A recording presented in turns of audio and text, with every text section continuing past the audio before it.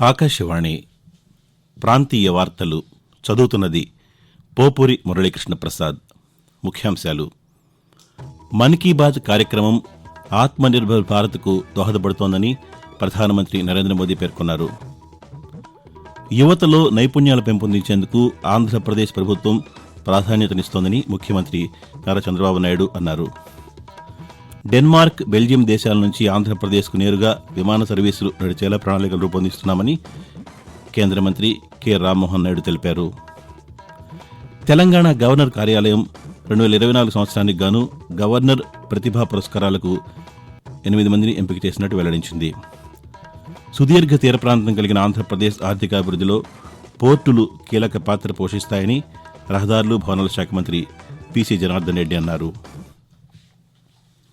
వార్తల వివరాలు.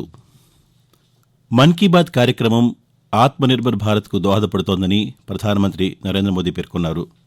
మన్ కీ బాత్ కార్యక్రమంలో ఆంధ్రప్రదేశ్లోని ఏటికొప్పాక బొమ్మల గురించి ప్రస్తావించడం ద్వారా 600 సంవత్సరాల నాటి ఈ కళకు మరింత ప్రాచుర్యం పెరిగిందని అన్నారు.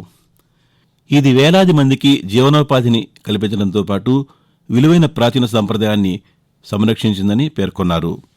ఈ మేరకు ఏటికొప్పాక ఆటబొమ్మల పురోగతిపై ఒక వీడియో సందేశాన్ని సామాజిక మాధ్యమం ఎక్స్లో ప్రధాని పంచుకున్నారు. యువతలో నైపుణ్యాలు పెంపొందించేందుకు ఆంధ్రప్రదేశ్ ప్రభుత్వం ప్రాధాన్యత ఇస్తోందని ముఖ్యమంత్రి నారా చంద్రబాబు నాయుడు అన్నారు. ప్రపంచ ఆర్థిక సదస్సులో పాల్గొనేందుకు దావోస్ వెళ్లిన ఆయన నిన్న జ్యూరిచ్లో తెలుగు పారిశ్రామికవేత్తలతో సమావేశమయ్యారు. అనంతరం చంద్రబాబు నాయుడు మాట్లాడుతూ యువత ఎప్పుడూ భవిష్యత్తు దిశగా ఆలోచించాలని అన్నారు.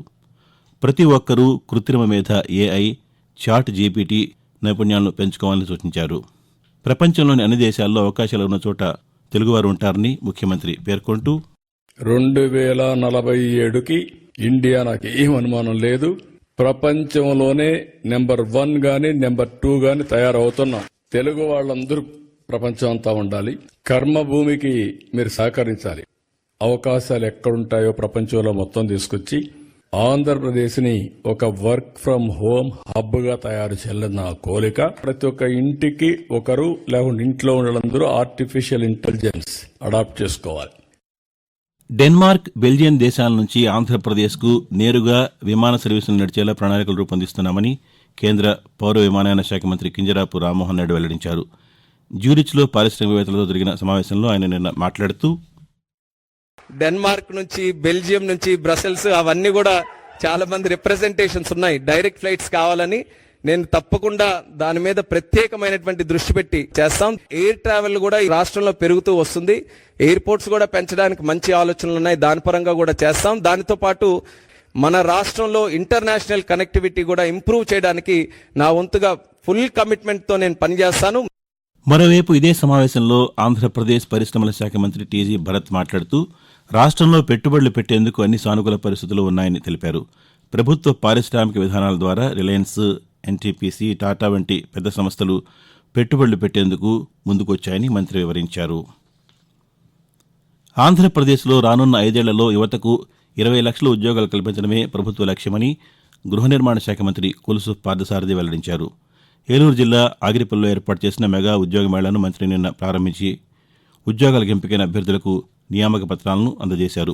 ఈ సందర్భంగా ఆయన మాట్లాడుతూ యువత ఉపాధి కల్పనకు ప్రభుత్వం అత్యంత ప్రాధాన్యతనిస్తోందని చెప్పారు.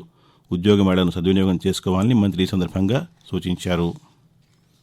రహదారి ప్రమాదాల నివారణకు విద్యార్థి దశ నుంచే ట్రాఫిక్ నిబంధనలను పాటించడం అలవర్చుకోవాలని తెలంగాణ రవాణా శాఖ మంత్రి పొన్నం ప్రభాకర్ సూచించారు. హైదరాబాద్ నాచరంలోని ఒక పాఠశాలలో చిల్డ్రన్ ట్రాఫిక్ అవగాహన పార్కును నిన్న ఆయన ప్రారంభించారు. ఈ సందర్భంగా మాట్లాడుతూ విద్యార్థులు రహదారి భద్రతా నియమాలు తెలుసుకునేలా ఈ పార్కును ఏర్పాటు చేయడం జరిగిందని అన్నారు. రాష్ట్రంలో కాలుష్య నియంత్రణకు స్క్రాప్ పాలసీ తెచ్చామని చెప్పారు. పాఠ్య పుస్తకాల్లో ట్రాఫిక్ అవేర్నెస్ను ఒక పాఠ్యాంశంగా చేర్చేందుకు ప్రణాళికలు రూపొందిస్తున్నామని మంత్రి తెలియజేశారు. ఆకాశవాణి ప్రాంతీయ వార్తలు వింటున్నారు. సుదీర్ఘ తీర ప్రాంతం కలిగిన ఆంధ్రప్రదేశ్ ఆర్థికాభివృద్ధిలో పోర్టులు కీలక పాత్ర పోషిస్తాయని రహదారులు, భవనాల శాఖ మంత్రి బీసీ జనార్దన్ రెడ్డి అన్నారు. గుంటూరు జిల్లా మంగళగిరిలోని ఏపీ మ్యారిటైమ్ బోర్డు కార్యాలయంలో పోర్టుల అభివృద్ది పురోగతిపై ఆ శాఖ ఉన్నతాధికారులతో మంత్రి నిన్న సమీక్షా సమావేశం నిర్వహించారు. ఈ సందర్భంగా ఆయన మాట్లాడుతూ రాష్ట్రంలో ఏర్పాటు చేయనున్న 6 మత్స్య నిల్వ కేంద్రాల కోసం టెండర్లు పిలవాలని అధికారులను ఆదేశించారు.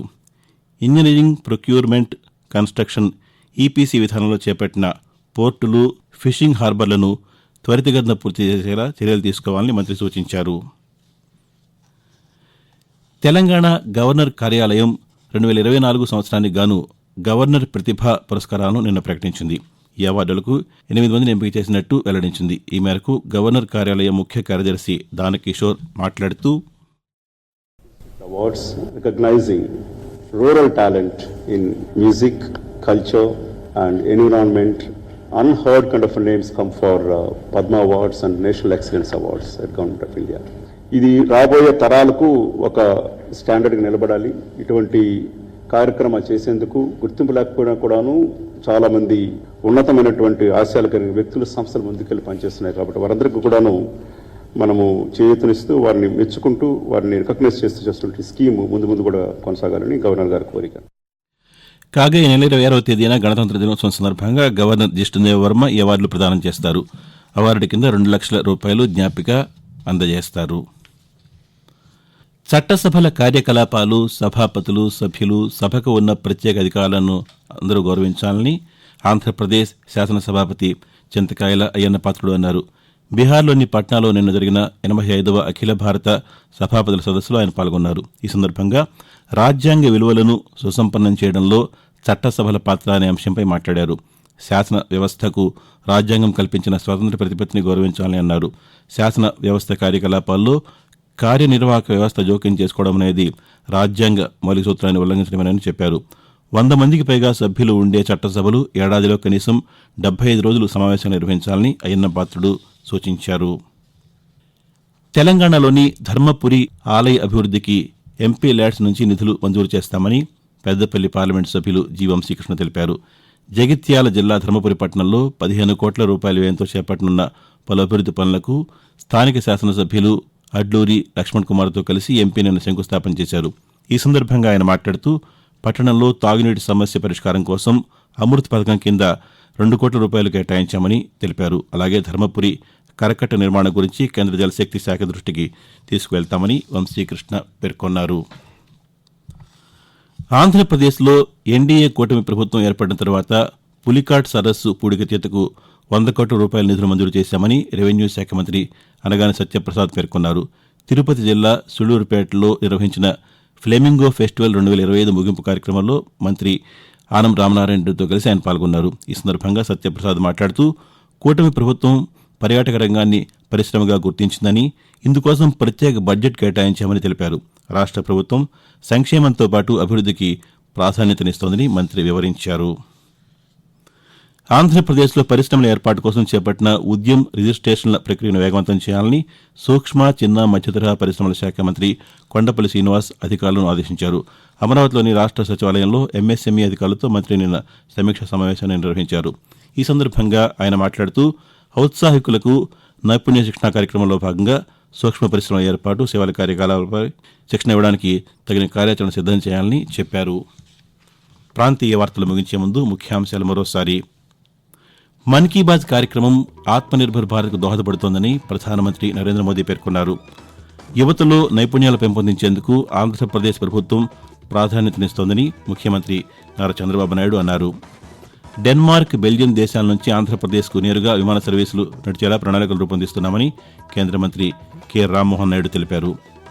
తెలంగాణ గవర్నర్ కార్యాలయం 2024 సంవత్సరానికి గాను గవర్నర్ ప్రతిభా పురస్కారాలకు 8 మందిని ఎంపిక చేసినట్టు వెల్లడించింది. సుదీర్ఘ తీర ప్రాంతం కలిగిన ఆంధ్రప్రదేశ్ ఆర్థికాభివృద్ధిలో పోర్టులు కీలక పాత్ర పోషిస్తాయని రహదారులు, భవనాల శాఖ మంత్రి బీసీ జనార్దన్ రెడ్డి అన్నారు.